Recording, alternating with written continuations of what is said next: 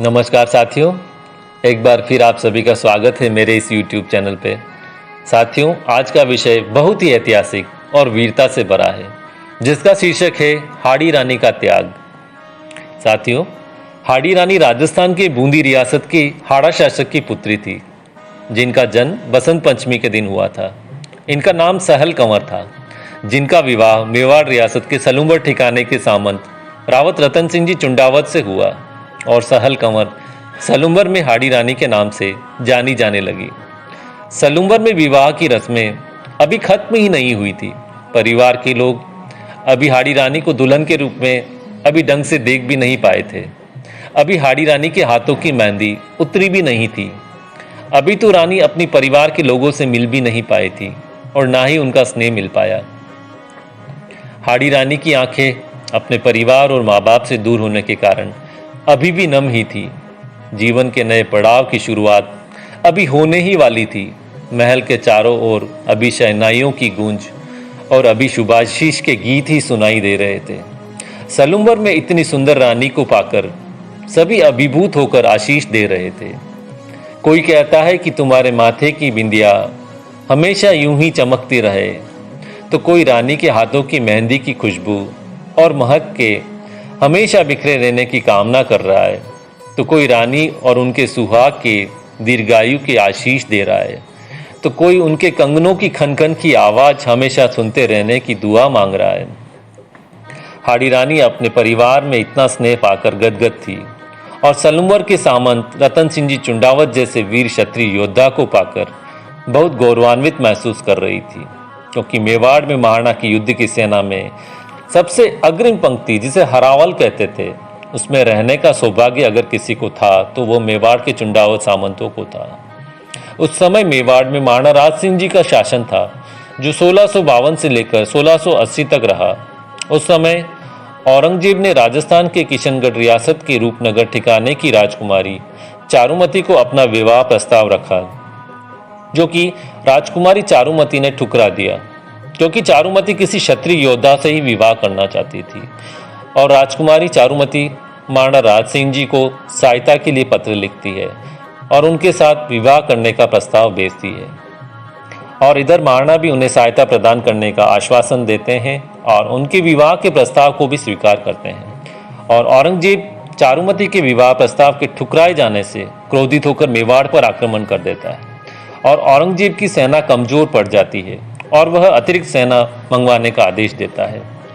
औरंगजेब की अतिरिक्त सेना को रोकने के लिए महाराणा राज सिंह ने बैठक बुलाई और औरंगजेब की सहायता के लिए आ रही अतिरिक्त सेना को रोकने की योजना बनाई, ताकि वे चारुमती से विवाह कर उन्हें सुरक्षित मेवाड़ ला सके। इसके लिए महाराणा ने एक टुकड़ी का सेनापति सलूंबर के सामंत रावत रतन सिंह जी को बनाया और उन्हें औरंगजेब की सहायता के लिए आ रही अतिरिक्त सेना को रोकने के लिए दूत के साथ संदेशा देकर सलूंबर भेजा। वैवाहिक पलों में जब हर एक के मन में शहनाई के सुर गुंजायमान हो रहे थे, उन्हीं क्षणों में युद्ध के शंखनाद के साथ रावत रतन सिंह जी का मित्र शार्दुल सिंह युद्ध का संदेशा रावत रतन सिंह जी को देता है। संदेशा पढ़ते ही रतन सिंह जी के हृदय में मानो ज्वाला की तरह धधकती हुई एक चिंगारी जल उठती है और वे उठ खड़े होते हैं। क्षत्रिय योद्धाओं के जीवन में एक दिन ऐसा जरूर आता है जब एक तरफ तो गृहस्थ धर्म और दूसरी ओर राष्ट्र धर्म, लेकिन दोनों में से जो सर्वहिताय है, अपने व्यक्तिगत हितों का त्याग कर मातृभूमि और उसके कर्तव्य में सामंजस्य बिठाने के लिए रतन सिंह जी संकोच में पड़ जाते हैं और उनको रानी की चिंता सताने लगती है। जैसे ही हाड़ी रानी को पता चलता है कि मेरे पति को कल युद्ध के लिए जाना है, तो वे अपने पति को अपना कर्तव्य याद दिलाने के लिए उन्हें प्रेरित करने लगी। हाड़ी रानी कहती है कि हे स्वामी, आपके पुरखों ने कितनी बार मेवाड़ की धरती की रक्षा के लिए न जाने कितनी बार युद्ध में अग्रिम पंक्ति में रहकर अपने जीवन का बलिदान दिया, न जाने कितनी बार इस मेवाड़ की धरती को अपने रक्त से सींचा है। आपके पूर्वजों ने अपने सर कटा दिए, लेकिन मेवाड़ की आन बान और शान को कभी झुकने नहीं दिया, और युद्ध में अग्रिम पंक्ति में रहने का सौभाग्य आज तक अगर बनाए रखा है तो वह चुंडावत सरदारों ने बनाया है, और इस परंपरा को हमें भी आगे बढ़ाना है। हाड़ी रानी कहती है कि एक क्षत्राणी अपने पुत्र को इसलिए जन्म देती है ताकि वो शूरवीर बनकर देश के काम आ सके। आप मेरी चिंता न करें और अपने धर्म और कर्तव्य की ओर खुशी खुशी अग्रसर हुए। यही हम सबका धर्म है। अब रतन सिंह जी को अपनी कर्तव्य परायणता का एहसास हो गया और वे युद्ध के लिए प्रस्थान करने का मन बना लेते हैं। तब हाड़ी रानी कहती है कि मैं आज अपने से धनी इस देश में किसी और को नहीं समझती, क्योंकि जिसके पति को एक स्त्री और मातृभूमि के लिए सौंपा गया हो और सेनापति नियुक्त किया गया हो, ये बात मेरे लिए बड़े सौभाग्य और सम्मान की है। रानी कहती है कि आप अगर एक क्षत्रिय हो तो मैं भी एक क्षत्राणी हूँ। अगर आप क्षात्र धर्म जानते हो तो मैं भी एक क्षत्राणी होने के अपने कर्तव्यों को समझती हूँ। आप निश्चित होकर शीघ्र ही युद्ध के प्रस्थान कीजिए, सेना आपकी प्रतीक्षा कर रही है। इस तरह हाड़ी रानी उनका तिलक कर उन्हें अपना फर्ज अदा करने के लिए युद्ध में भेजती है। रावत रतन सिंह जी युद्ध के लिए रवाना तो हो गए, लेकिन उनका मन अभी भी पीछे ही रह गया था। वे बार बार पीछे मुड़कर रानी को देखे जा रहे थे और युद्ध के दौरान भी बार बार सैनिक को सलूम्बर भेजकर रानी का हालचाल पूछवा रहे थे। फिर भी जब उनका मन युद्ध में नहीं लगा तो उन्होंने सैनिक को वापस सलूम्बर भेजकर रानी से अपनी कोई प्रिय निशानी देने को कहा। तब रानी को संशय हुआ कि मेरे पति मेरे मोह के कारण युद्ध नहीं लड़ पा रहे हैं। तब हाड़ी रानी ने सोचा कि अगर मेरे मोह की वजह से अगर इस मेवाड़ की धरा पर आंच आ रही है तो फिर मेरा जीना बेकार है, और आज अगर मैं कमज़ोर पड़ गई तो मेरे पति और मेवाड़ पर हमेशा के लिए कलंक लग जाएगा और हमारे राज्य को पराजय का सामना करना पड़ जाएगा। तब रानी कहती है कि हे प्रिय, मैं तुम्हें अपनी ऐसी निशानी भेजूंगी जो इतिहास के पन्नों में लिखी जाएगी और अमर हो जाएगी। प्रिय, मैं तुम्हें अपनी अंतिम निशानी भेज रही हूँ। तुम्हारे मोह के सभी बंधन काट रही हूँ। अब आप बेफिक्र होकर अपने कर्तव्यों का पालन करें। मैं अपना कर्तव्य निभाकर अब वापस लौट रही हूँ। पलक झपकते ही हाड़ी रानी ने अपनी तलवार निकाली और एक झटके में ही अपने सिर को धड़ से अलग कर दिया और रानी धरती पर लुढ़क गई और उन्होंने अपने जीवन लीला ही समाप्त कर दी। यह दृश्य देखकर सैनिक कांप उठता है और उसकी आंखों से अश्रु की धारा बहने लगती है। लेकिन सैनिक को भी अपना स्वामी धर्म निभाना था और अपने स्वामी को उनकी प्रिय निशानी देनी थी। फिर सैनिक ने स्वर्ण थाल में हाड़ी रानी के कटे सर को सजाया, सुहाग की चुनर से उसको ढका और भारी मन से युद्ध भूमि की ओर दौड़ पड़ा। सैनिक के हाथ में थाल और आंखों में अश्रुधारा को देखकर रतन सिंह जी अचंभित हो उठे और सैनिक से अपनी निशानी मांगी।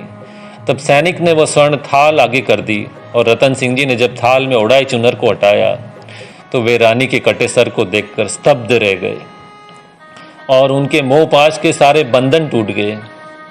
हाड़ी रानी ने अपने पति का मोह भंग करने और राजकुमारी चारुमती और मेवाड़ राज्य की रक्षा के लिए अंतिम निशानी के रूप में अपने जीवन का बलिदान दे दिया ताकि उनका पति रणभूमि में वीरता से युद्ध करके विजय हो सके और उन्हें अपनी रानी की याद भी न सताए। और रानी ने अपने पति को स्वयं के मोह से निकालकर युद्ध मैदान में अपनी मातृभूमि के प्रति कर्तव्य को सर्वोपरि बताकर कर्तव्य परायणता का पाठ सिखाया। फिर रतन सिंह जी ने अपनी रानी के सर को उसकी चोटी से अपने गले में बांधा और फिर युद्ध लड़े और औरंगजेब की सहायता के लिए आ रही अतिरिक्त सेना को तहस नहस कर दिया और रानी चारुमती और मेवाड़ राज्य की रक्षा करते हुए वीर गति को प्राप्त हुए। इस तरह दोनों ने अपने जीवन का बलिदान देकर क्षत्रिय धर्म का निर्वहन किया। तभी से सलुम्बर और मेवाड़ के इतिहास के पन्नों में ये वीर गाथा अपनी अमिट छाप छोड़ गई और ये दो पंक्तियां मेवाड़ के इतिहास में अमर हो गई कि चुंडावत मांगी सैनाणी सरकाट दे दियो क्षत्राणी, अर्थात चुंडावत सरदार ने अपनी रानी से अपनी निशानी मांगी और उस क्षत्राणी ने एक वीरांगना का परिचय देते हुए निशानी के रूप में अपना सर काट के दे दिया ताकि चुंडावत सरदार रतन सिंह जी अपनी पत्नी के मोह पाश के बंधन से मुक्त होकर वीरतापूर्वक युद्ध लड़ सके। स्त्री सामर्थ्य और स्त्री सशक्तिकरण की बात करने वालों के लिए ऐसा अप्रतिम उदाहरण तो केवल राजस्थान की मिट्टी में ही मिल सकता है, जहां अपने पति को अपना कर्तव्य बोध करवाने के लिए एक नव विवाहित क्षत्राणी स्वयं अपना शीश काटकर मातृभूमि को समर्पित कर देती है। युद्ध भले ही क्षत्रियों ने लड़ा हो, पर इस युद्ध को जिताने का अगर श्रेय किसी को जाता है तो वो हाड़ी रानी को जाता है। धन्य है वो हाड़ी रानी और उनके माता पिता जिन्होंने अपनी इस वीरांगना बेटी को मेवाड़ के सलूमर ठिकाने में दुल्हन बनाकर भेजा। और विवाह के मात्र 7 दिन के भीतर ही हाड़ी रानी ने अपनी वीरता का परिचय देते हुए अपने कुल, अपनी प्रजा और राज्य की स्वतंत्रता, स्वाभिमान और अक्षुण्णता को बनाए रखने के लिए अपने जीवन का बलिदान दे दिया। इस तरह हाड़ी रानी के बलिदान से यही सीख मिलती है कि हमें अपने कर्तव्यों को निभाने के लिए कभी पीछे नहीं हटना चाहिए। धन्यवाद साथियों। अगर इस वीर गाथा से आपके मन में कर्तव्य परायणता के भाव जगे हो तो मेरे इस चैनल को सब्सक्राइब करें और इस